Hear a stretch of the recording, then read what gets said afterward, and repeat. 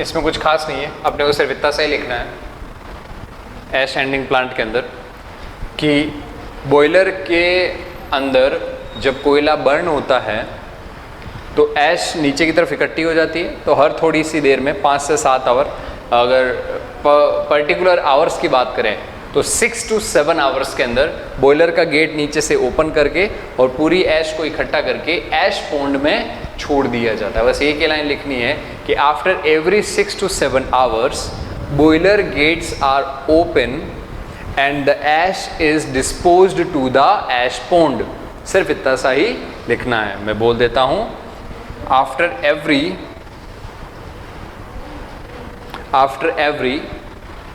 6 to 7 hours boiler gates are open and the ash is disposed to the ash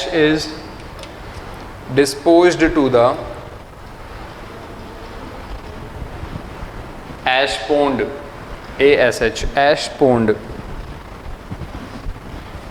next आता है आपके पास में turbine, 6 number पे turbine. इसको अपन यहां समझ लेते हैं।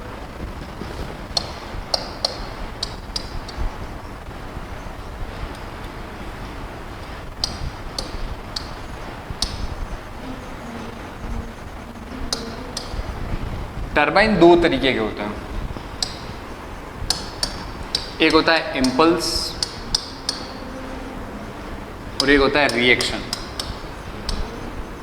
जब अपन हाइड्रो पावर प्लांट पढ़ेंगे तब इनको बहुत डिटेल में समझेंगे, इनके एग्जाम्पल भी समझेंगे।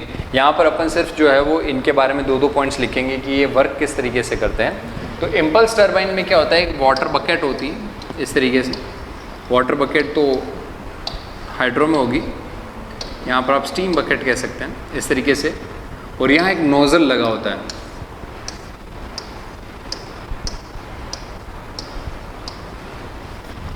इस नोज़ल से बहुत ही ज़्यादा हाई प्रेशर से स्टीम जब इस बकेट पे गिरेगी तो इस बकेट को पीछे ढकेल देगी। और दूसरा वाला जो रिएक्शन है उसके अंदर क्या होता है, रिएक्शन टरबाइन में इनपुट स्टीम और आउटपुट स्टीम के प्रेशर के डिफरेंस की वजह से यहाँ रोटेशन होता है। इसमें ये इधर से एंटर कर रहा है तो इसको इस तरफ धक्का देगा और ये एग्जिट कर रही तो इसको पीछे की तरफ पुश करेगी, तो ये इस तरीके से रोटेट करेगा। और ये वाला ऐसे इस तरीके से, यहाँ बकेट लगा है, एक बकेट यहाँ भी हो सकता है या नोज़ल यहाँ भी हो सकता है जो यहाँ से इसको प्रेशराइज करे। तो दोनों तरफ से जब प्रेशर लगेगा तो ये इस तरीके से रोटेट करने लगे। तो 2 तरीके के टरबाइन होते हैं, इम्पल्स और रिएक्शन। इनकी थ्योरी के मैं पॉइंट्स आपको लिखवा देता हूँ। टरबाइन का बेसिकली काम क्या है कि ये हीट एनर्जी जो आपके स्टीम के अंदर हीट एनर्जी थी, उस हीट एनर्जी को किस में कन्वर्ट करने का काम करता है, मैकेनिकल एनर्जी में, ताकि उस मैकेनिकल एनर्जी को अपन अल्टरनेटर को दे सकें। तो एक ही पॉइंट लिखना है टरबाइन के अंदर। A steam turbine converts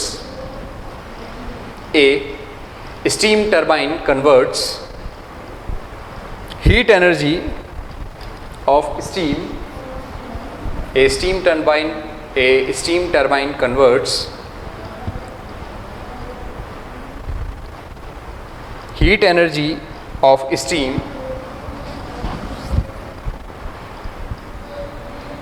into mechanical energy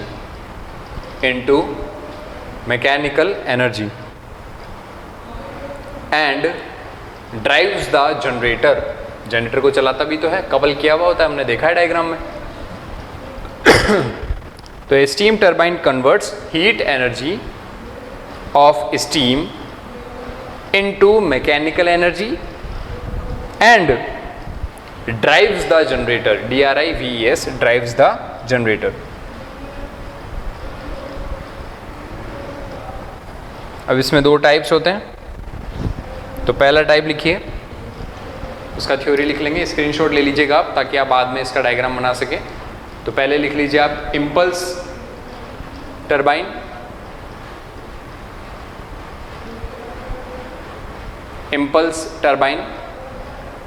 इसमें लिखिए in this turbine In this turbine, steam is expanded. Steam is expanded in turbine nozzle. In turbine nozzle, NOZZLE, and attains ATTAINS, and attains a high velocity, and attains a high velocity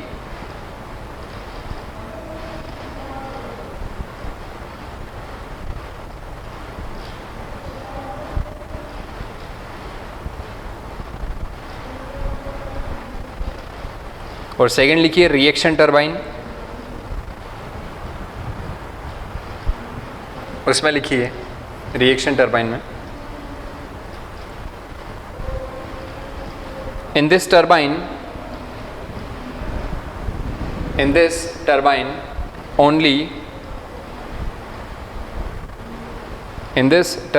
only partial expansion takes place.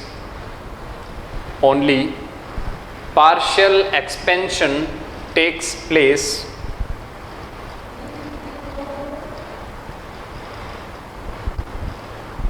in the nozzle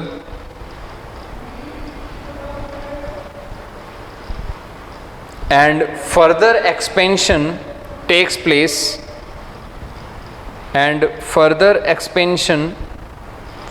place as the steam flow over rotor blades. Partial expansion होगा और जैसे जैसे steam आगे जाएगी expansion इसका बढ़ता जाएगा। तो प्रेशर डिफरेंस होता है इसमें, इनपुट और आउटपुट में प्रेशर डिफरेंस होता है, उसकी वजह से ऐसा होता है। ये हो गया आपके दो तरीके के टरबाइन। टरबाइन्स को हम डिटेल्स में डिस्कस करेंगे, बहुत डिटेल में पढ़ेंगे अपन हाइड्रो पावर प्लांट्स के अंदर। टरबाइन के बाद में आता है कंडेंसर। कंडेंसर का काम क्या है ये आप लोगों को अच्छे से पता है। कंडेंसर क्या करता है, लो प्रेशर टरबाइन से आने वाली स्टीम को एब्जॉर्ब करके और उसे वाटर में कन्वर्ट करता है। लिखिए the condenser does the DOES does the job of the condenser does the job of condensing the steam does the job of condensing the steam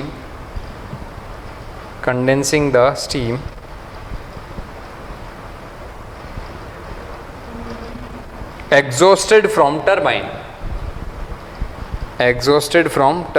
यानी टरबाइन से एग्जॉस्ट की हुई स्टीम को कंडेंस करने का काम करता है।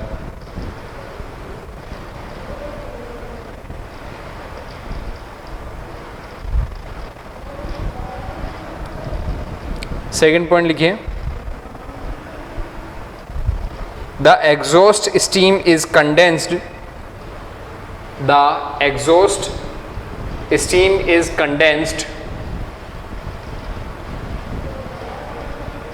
and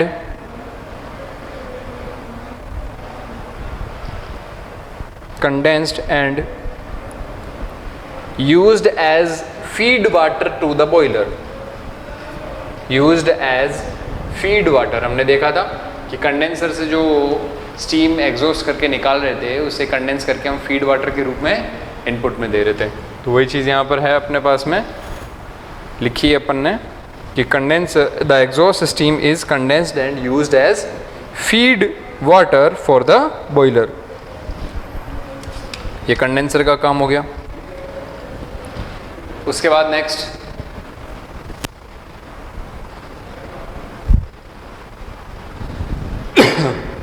cooling tower and ponds. इसमें भी एक लाइन लिखनी है कूलिंग टावर एंड पॉन्ड्स के अंदर। ये किसके लिए है, ये कंडेंसर के लिए है कि कंडेंसर के अंदर जो पानी पाइप्स के अंदर फ्लो करता है, गर्म हो गया, उसको ठंडा करने के लिए कूलिंग टावर यूज़ करते हैं। तो हम कूलिंग टावर की थ्योरी में क्या लिख सकते हैं कि कूलिंग टावर ऐसे लिख लीजिए, a condenser need huge quantity of water, a condenser needs huge quantity of water, condenser needs huge quantity of water to condense the steam.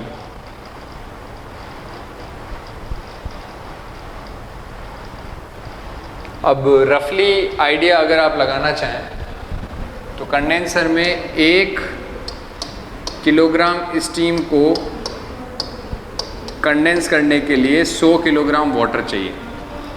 1 kilogram steam के लिए 100 किलोग्राम, मतलब कि 100 गुना पानी चाहिए। अब इतना पानी गर्म होगा तो उसको ठंडा करने के लिए आप टावर नहीं बनाएंगे तो फिर क्या करेंगे?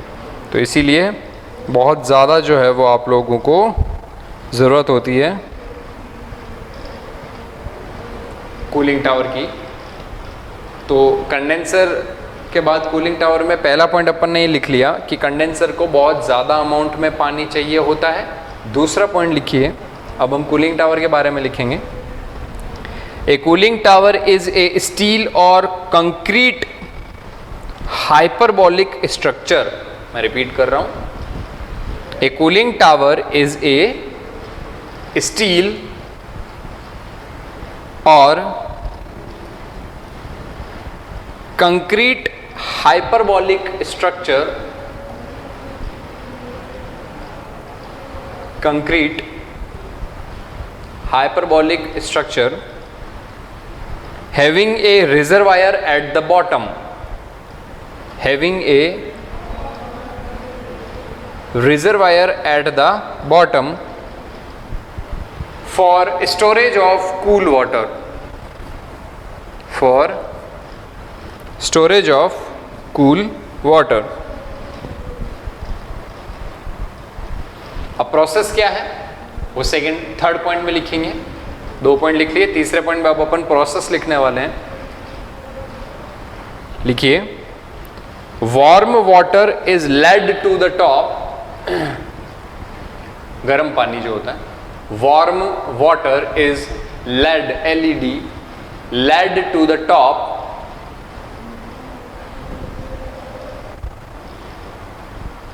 full stop. Air flow from bottom to the top, air flow from bottom to the top, full stop. The water drops falling from the top, the water drops falling from the top contact with air and gets cooled, मतलब गर्म पानी को ऊपर ले जा करके और उसको फव्वारे की तरह छोड़ दिया, नीचे से हवा आ रही है, हवा उस पानी के कांटेक्ट में आएगी और उससे वो पानी क्या हो जाएगा? ठंडा हो जाएगा।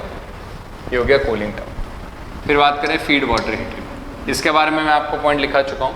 फीड वाटर हीटर में क्या करते हैं, स्टीम का ही एक अपन पाइप ले लेते हैं और उस पाइप को यूज़ कर लेते हैं। तो इसमें एक ही लाइन लिख लीजिएगा कि the steam in the boiler is use to heat the water prior to the sending to the boiler.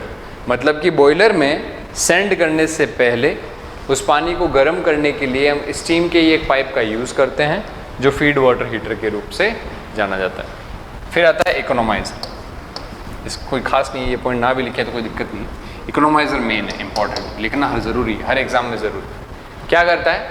Economiser is use to heat up the water, economiser is used to heat up the water, feed water by the flue gases, exhausted flue gases। इतना सा लिखेंगे। आप इसको इस तरीके से diagram बना करके भी लिख सकते हैं।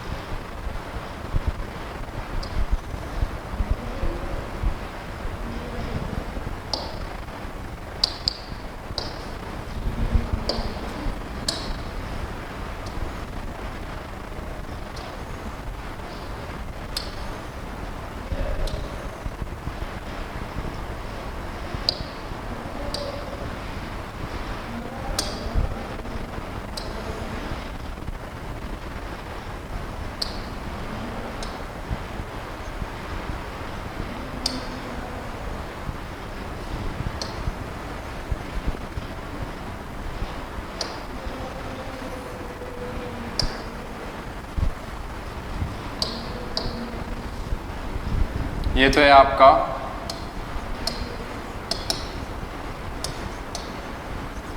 फीड वाटर और ये आपकी हो गई फ्लू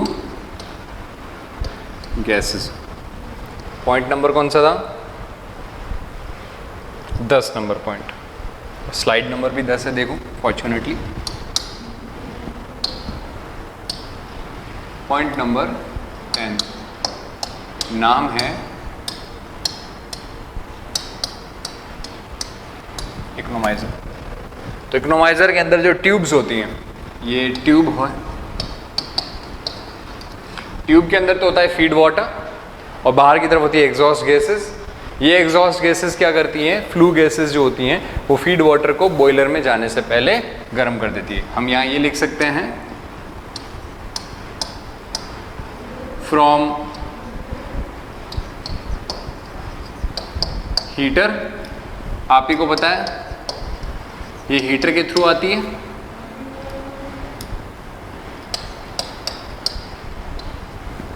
और यहाँ हम लिख सकते हैं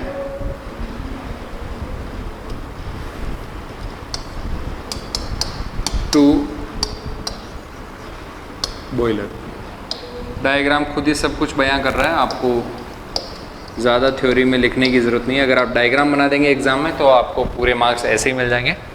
तो आप यहाँ पर ये लिख सकते हैं कि द इकोनोमाइजर, साथ ही साथ लिखते जाएं uses, the economiser uses flue gases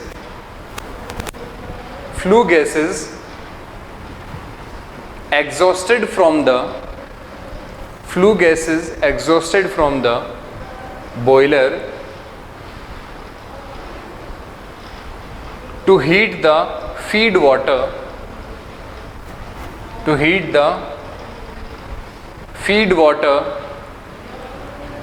going to the boiler।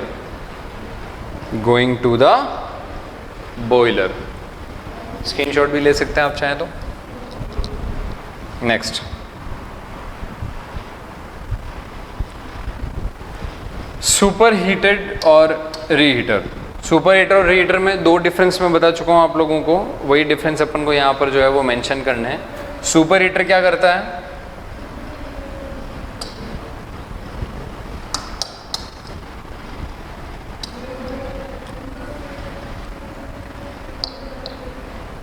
इसको ऐसे समझें,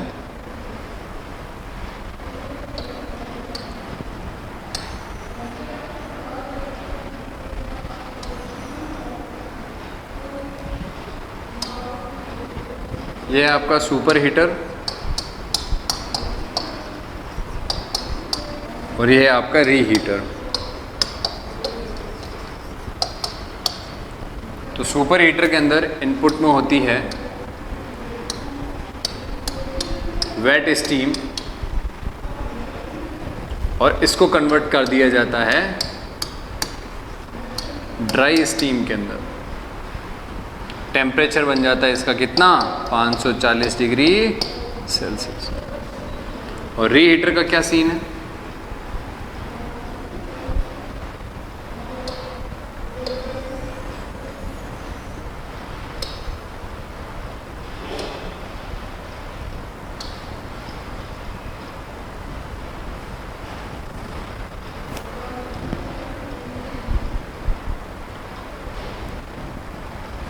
रीहीटर का क्या सीन है? इसके अंदर इनपुट में आता है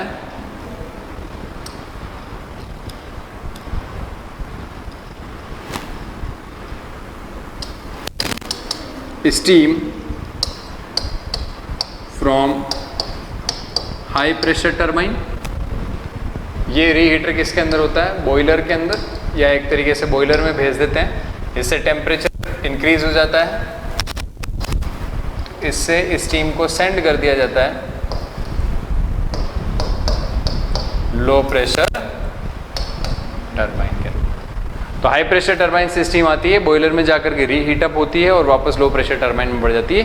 इससे इसका टेम्परेचर इंक्रीज कर जाता है, प्रेशर इंक्रीज नहीं करता है। और यहाँ पर सुपर हीटर में वेट स्टीम को किस में कन्वर्ट किया जाता है, ड्राई स्टीम में। तो ये आप लोग थ्योरी के फॉर्म में ऐसे लिख सकते हैं कि super heater is used to heat up the wet steam to the dry steam and its temperature increases up to 540 degree Celsius. और सेकंड इसमें लिख सकते हैं कि in the reheater process the steam from the high pressure turbine is sent to the boiler for reheating process and it is then sent to the steam and the steam then sent to the low pressure turbine। ठीक है, next इसका screenshot ले लीजिए। ऐसे diagrammatic रूप से exam में लिखने का ज़्यादा ज़रूरत नहीं पड़ता और एग्जामिनर समझ जाता है कि आप क्या कहना चाह रहे हैं। Air pre heater, air pre heater के बारे में हम यहाँ पर भी लिख चुके हैं। ये देखो ये रहा यहाँ पे एयर प्री हीटर बना हुआ। इसके बारे में क्या लिखेंगे, ये क्या करता है, एयर को पहले से गर्म करता है, किसकी हेल्प से, फ्लू गैसेस की हेल्प से। फ्लू गैसेस कहाँ से आ रही है, बॉयलर से। तो बॉयलर से आने वाली फ्लू गैसेस को एयर प्री हीटर गर्म करके और कहाँ भेजता है, फिर उसके बाद में बॉयलर के अंदर भेज देता है। इसको आप यहाँ से भी समझ सकते हैं, ये अपन ने यहाँ पर बनाया है। ये रहा देखो आपका एयर प्री हीटर क्या करता है, हवा को गर्म करता है और उस गर्म हवा को कहाँ भेजता है, बॉयलर के अंदर भेजता है। तो एयर प्री हीटर के लिए भी अपन जो है वो इस तरीके से एक चैम्बर बना सकते हैं। ये आपका एक चैम्बर है, इसमें आपकी कोल्ड एयर आएगी। ये आपका APH है और ये किस में कन्वर्ट कर देगा, इसको हॉट एयर में कन्वर्ट कर देगा। ये हॉट एयर फिर किसको भेज दी जाती है, ये बॉयलर को भेज दी जाती है। इसके अंदर जो फ्लू गैसेस हैं ये क्या हैं, फ्लू गैसेस हैं। क्या काम करती हैं ये फ्लू गैसेस, इस कोल्ड एयर को किस में कन्वर्ट करती है, हॉट एयर में कन्वर्ट करने का काम करती है। And the last but not the least, alternator with exciter. तो अल्टरनेटर एक्साइटर का आपको पता है, आपको आइडिया है। 13 नंबर अल्टरनेटर कौन सा यूज किया जाएगा, सिलेंड्रिकल रोटर। ये आप मशीन में पढ़ते हैं, सिलेंड्रिकल रोटर अल्टरनेटर यूज्ड। और एक्साइटर का क्या काम है, मैंने आपको डायग्राम बना करके पहले ही समझाया। आप ऐसे लिख सकते हैं कि cylindrical rotor alternator is used which is runs at 3000 RPM speed. आपको पता है फॉर्मूला होता है 120 F/P। नंबर ऑफ पोल कितने हैं, 2, फ्रीक्वेंसी कितनी है 50 हर्ट्ज। तो स्पीड आपकी निकल करके आएगी 3000 RPM की। तो 3000 RPM पे चलने वाला जो अल्टरनेटर है वो यूज किया जाता है और एक्साइटर जो है वो उसके अंदर फील्ड सप्लाई बनाने का काम करता है। तो ये आपका यहाँ पर थर्मल पावर प्लांट कंप्लीट हो। थर्मल पावर प्लांट आज के पूरे लेक्चर में हमने थर्मल पावर प्लांट, चूंकि बहुत बड़ा है इसलिए गहराई से पढ़ना ज़रूरी है। पूरा डेप्थ में हमने समझा कि इसमें 2 तरीके की साइकिल से हम पढ़ सकते हैं, एक कोल साइकिल होती है और एक वाटर साइकिल होती है। कोल और वाटर साइकिल को मैंने इस पूरे डायग्राम से, ये पहला हेडिंग है इसके अंदर थर्मल पावर प्लांट के अंदर, पहला हेडिंग फ्लो डायग्राम, और इसके अंदर फिर सेकेंड हेडिंग है अपने पास में working and operating principle. Working और ऑपरेटिंग प्रिंसिपल में मैंने आपको 11 पॉइंट्स के अंदर इस तरीके से ये पूरा का पूरा working and operating principle explain किया है। ये 11 पॉइंट पूरी की पूरी वर्किंग प्रिंसिपल जो मैंने आपको समझाई उसका सार है।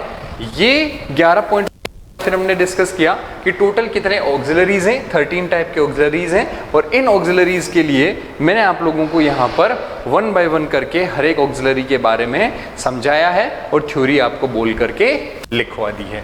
आप लोग चूंकि ये पूरा का पूरा सब्जेक्ट थ्योरेटिकल है इसीलिए आप थ्योरी लिखने के लिए प्रिपेयर रहें। आपको जैसे ही यहाँ पर समझा दिया जाएगा उसके बाद में मैं बोल करके आपको थ्योरी लिखवा दूंगा, या हो सके तो मैं आपको PDF की फॉर्म में भी स्क्रीन पे शो कर दूंगा ताकि मेरे बोलने के साथ साथ आप लोग देख करके भी अगली बार से लिख पाएं। ओके, तो यहाँ पर आपका थर्मल पावर प्लांट कंप्लीट होता है।